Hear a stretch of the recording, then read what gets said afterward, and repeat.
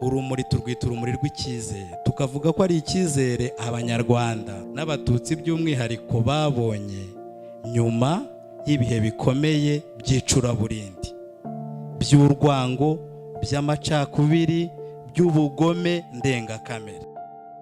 Kuba rero dufashe uyu mwanya ni ukugira ngo duheshe icyubahiro abishwe muri jenoside yakorewe abatutsi, cyane cyane no gukomeza abafite ababo bishwe, ariko kandi ni no kugira ngo dusubize amaso inyuma turebe koko ibyabaye bitazongera kubaho ukundi.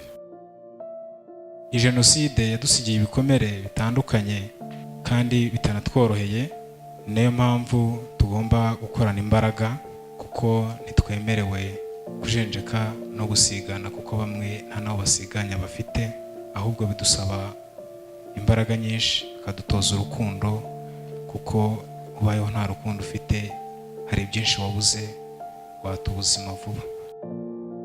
U Rwanda rwahombye mu byiciro byinshi, hari abazize jenoside, hari n'abayikoze, bose bira ni igihombo. Icyo waba uri cyo cyose udashaka ubumwe bw'abanyarwanda, uba wabuze ubwenge, uba wabuze umuntu, nta jambo, nta cyo ugomba kubona mu bantu. Igihugu rubyiruko kiri mu maboko yanyu.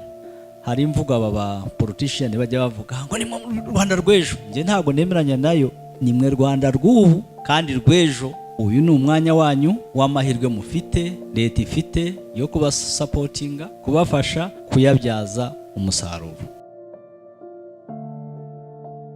Aho twavuye turahazi, aho tugana turahazi, igihugu cyacu gifite icyerekezo kizima. Nk'urubyiruko rero, uruhare rwanyu ni ugukora ibyo mukora, ni ukwiga mukizeho umwete, ni ugutandukana n'ibyo bavuze, ibiyobyabwenge n'izindi gisombi zibakura mu murongo. Tukaba tubasaba rero ko n'uyu mwanya wo kwibuka waba n'umwanya wo gutekereza ejo hacu, kugira ngo dukomeze twibuke kandi twiyubaka.